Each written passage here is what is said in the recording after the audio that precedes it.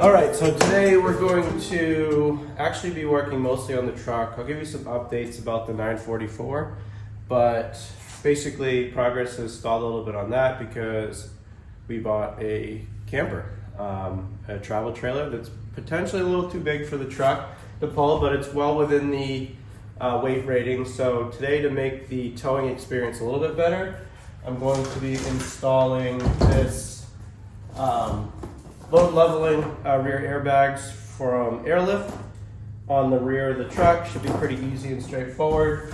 I'll give you some updates on the 944 and where the timeline is on that. And yeah, let's get into it.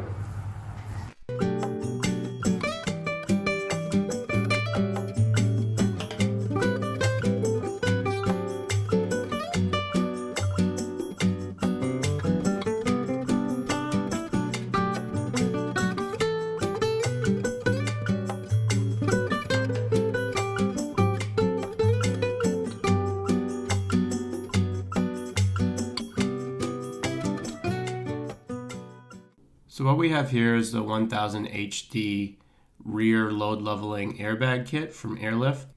These airbags will slot right inside the rear coil springs of the Ram. Rams have coil springs in the rear instead of leaf springs, so they are a little bit more susceptible to sagging with heavy payloads. So the camper has a 600-pound tongue weight, and this will definitely help level out the ride and make it a little bit safer and more enjoyable.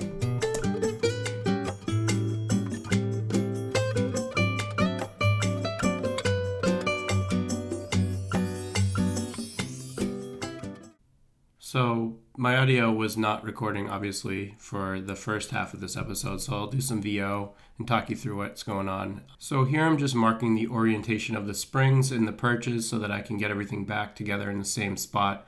The main point of this is there are little dowels at the top of the spring perch that you need to line up. That's really tough to do. So doing this just makes the reassembly much easier. So first up is unbolting the bottom lower shock mount on each side so that we can get this rear axle out of the way and get the springs out.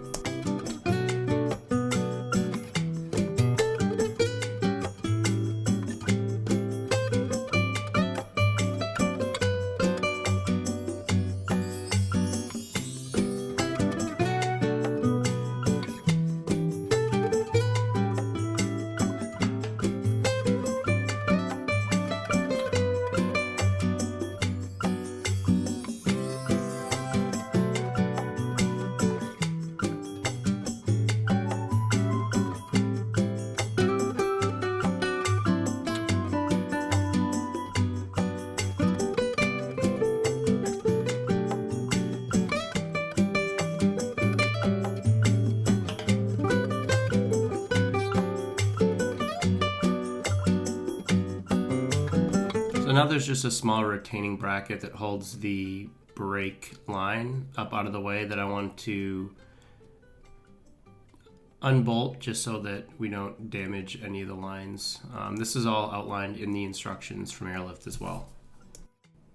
And if you look up here, you'll see that bracket is unbolted. I'll unclip it from this slot and prevent any damage from happening to the brake line. So now that I've lowered the axle, I'm just going to wrestle these two springs out. I ended up just needing a pry bar to get them up over the notch on the spring perch, but they both came out pretty easily. So here we're just going to follow the instructions. It mentioned that you should take off this plastic covering to avoid any additional chafing on the rear airbag. You'll install these nipples on the end to accept the air lines and then feed these into the rear springs. There's a couple extra things you need to just be aware of. You need to feed the line through. There's a plate that goes on the top.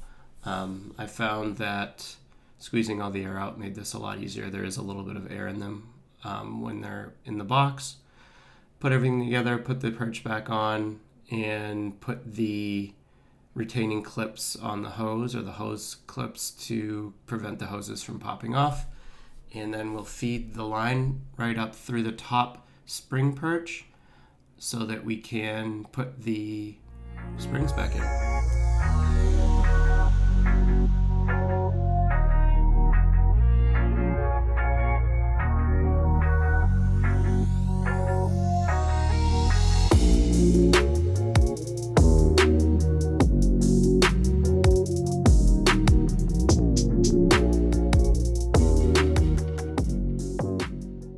So after wrestling with this a little bit, I noticed I should unbolt the rear sway bar to allow a little bit more droop on the rear axles. It was holding it up, and as you could see when I took out that bolt, it did drop, and just made getting these springs in a lot easier and making sure the dowels at the top of the perch are aligned.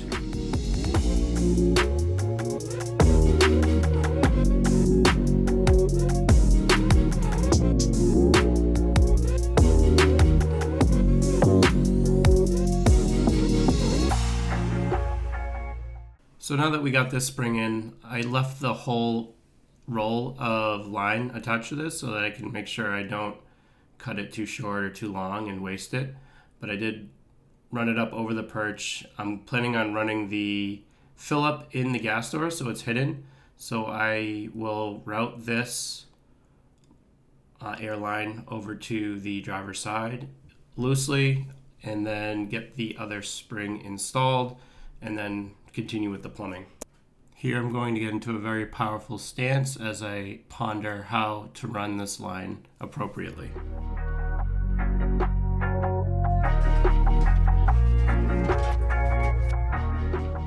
There's a brake line up there, I'm going to follow that.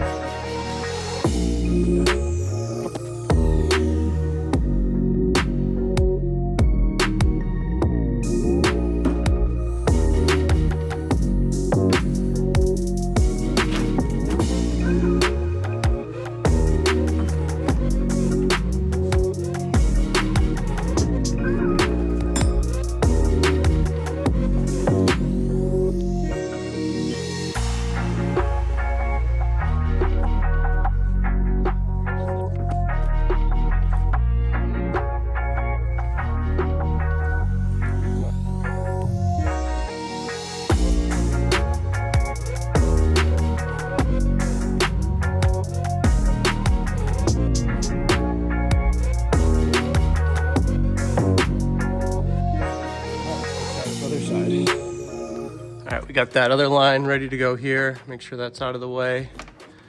And we will snake this thing in here. Oh yeah, I gotta run the line through. I'll show you on the camera in a minute, but you gotta run the line through the top of the perch here so it doesn't get crushed. Really hard to do with one hand.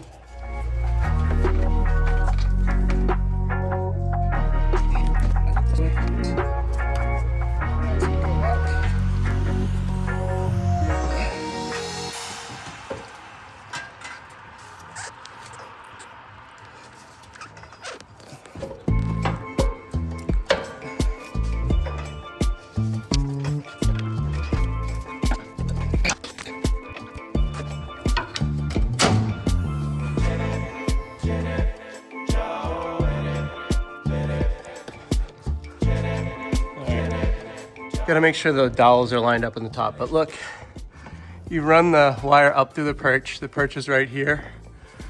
And then it goes up through there and then around and down. There are a couple of dowels on the top of the spring perch that I just want to make sure are lined up. Obviously my mark right here isn't lined up either, so let me get that all situated.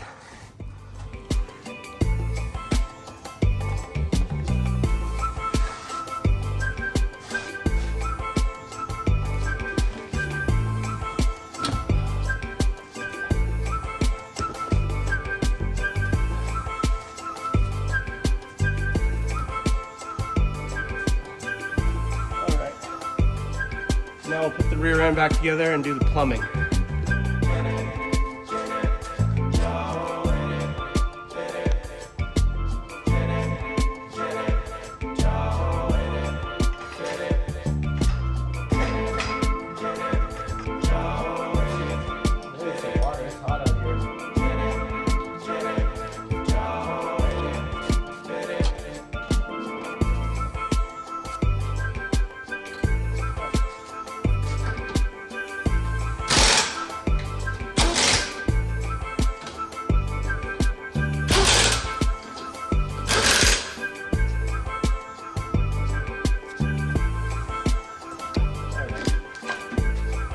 figure out how we plumb this baby. Back to the instructions. So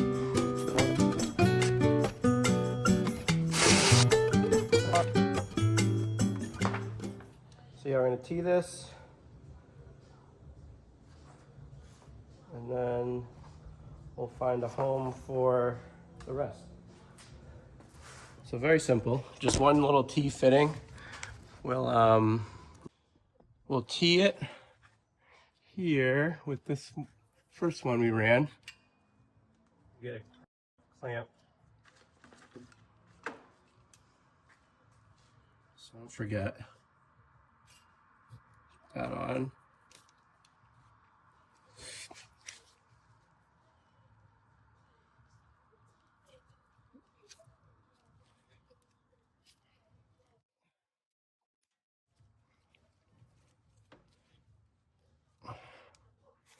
All right, one on here. Let's figure out where we're going to run this line so that we can, I kind of think I should do it up here. It's easier to get to the gas door, so let's bring everything over here. I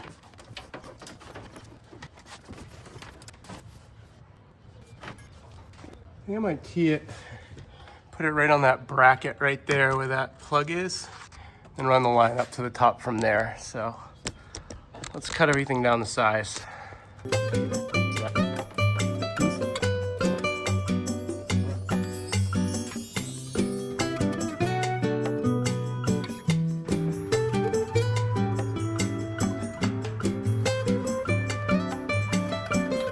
Now we got to run the one up to the top.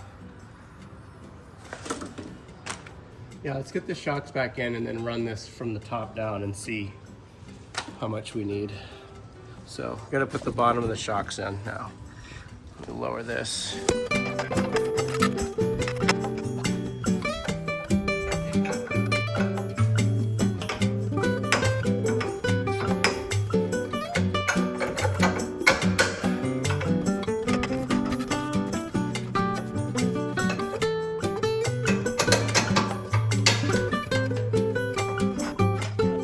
Water break.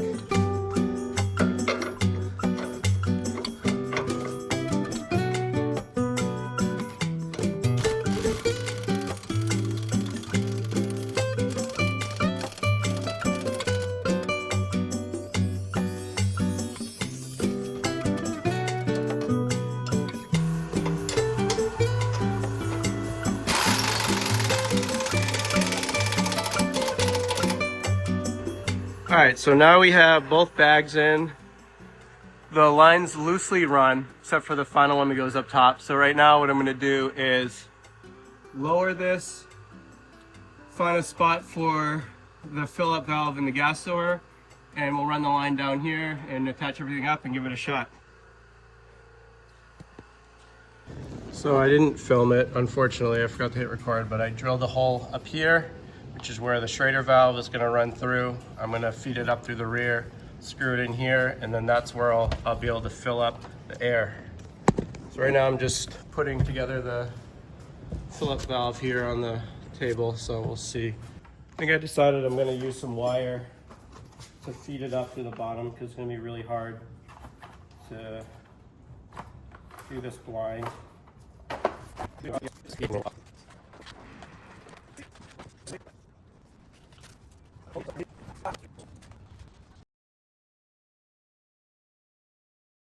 Might just have to take out the fender liner. I think I'll do that, and it'll be way easier.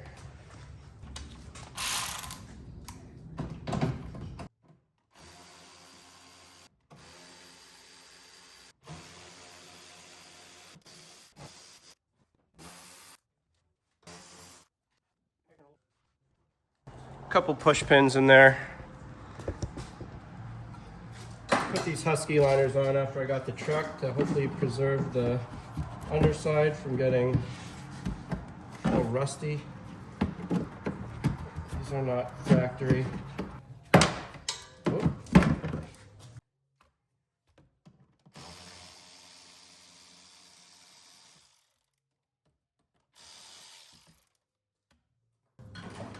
Let's see if we can't get this thing out.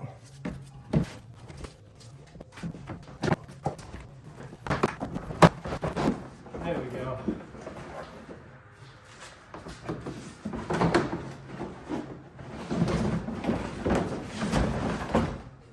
Yeah, it's crazy. This is how the truck comes. It's all exposed to stuff, but now I can run my hand up there and poke that thing through.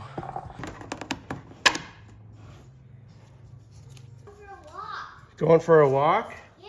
Nice. All right, so it turns out removing that fender liner was the right move because now I can easily route everything cleanly. I'm gonna take this electrical connector out if I can. There's a nice hole in the frame right behind it. I can zip tie the T to and then run everything where I gotta run it. Make sure everything's not twisted up. Put that under there. First, we gotta get this line, cut the size here, and we can run it right behind the fender liner. And then we'll go behind here, down to the T. T fitting, I'll mount it in there with a zip tie and we'll be good to go.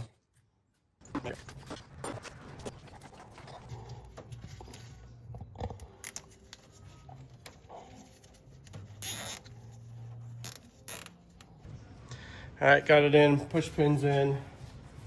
Just gonna put all these 8mm back. All right, put the mud flap back on.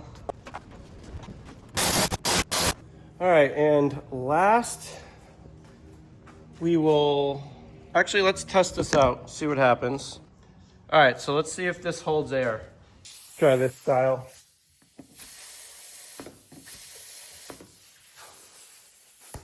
Gotta change the valve on that. Put a little pressure in there.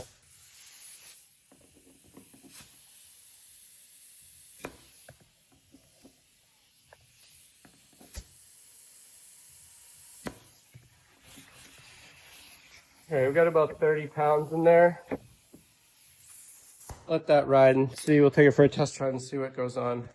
All right, so now we're just gonna put a couple more zip ties up in here. It's gonna be really hard to film, but I'll try my best. There's a line. You can kind of probably see the line up there. I'm gonna tuck that up, zip tie it to the cross member, make sure it doesn't get caught up on anything like the exhaust. All right, it's gonna be tough to film, so you're just gonna have to trust me. I'm gonna put one more zip tie above the right side.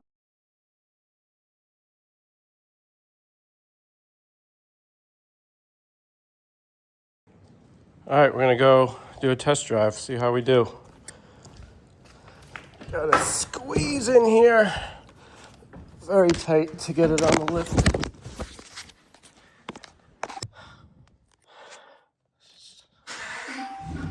The key that I'm looking for now is just take it for a ride, check the pressure, make sure there's still roughly 30 PSI in there, make sure we don't have any leaks. Can't really accurately test it until we have a load on. At this point, my phone connected to my CarPlay and I was no longer able to capture audio, but just taking it for a quick ride, making sure there's no big clunking noises or anything like that. See if there's any noticeable differences in ride quality, which there was. And we will come back and make sure that there was no air that leaked out of the system, which there wasn't.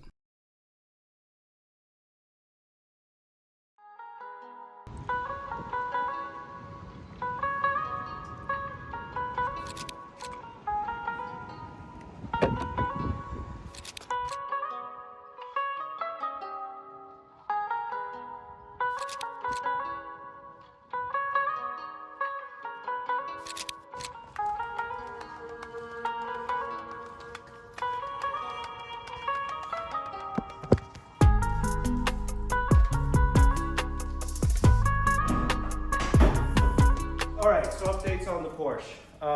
Obviously we got the Ram set up for towing. We're gonna pick up the camper next week.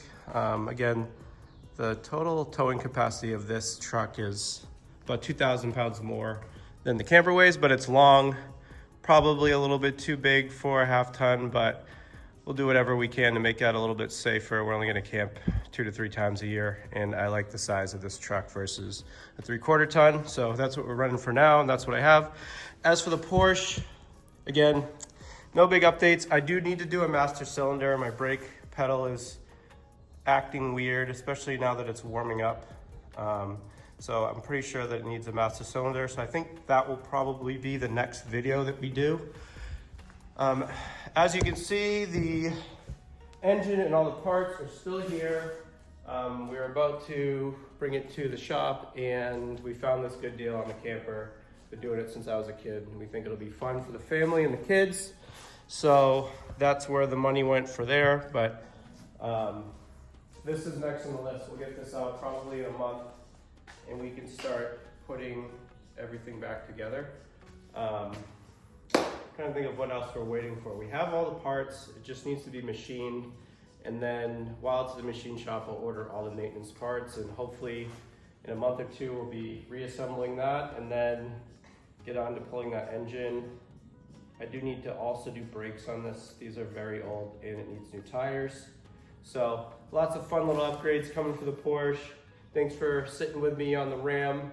Also got to do the bikes. I think I'm going to do a scrambler build on the Suzuki GS back here. Thought about the Cafe Racer, but I got the Monster, so I don't really need 2 street bikes. So I think a scrambler build would be kind of fun. Simplify that one. They both run and drive, so that's good. Obviously the Monster, I love that bike. Had it for 8 or 9 years now. It's awesome. I don't think I'll ever want to not have a Monster. Probably get, if I do upgrade, just get a newer one, but not the newest, without the trellis frame. And I think with that, we will leave you with a little bit of Termi exhaust before we sign off here today.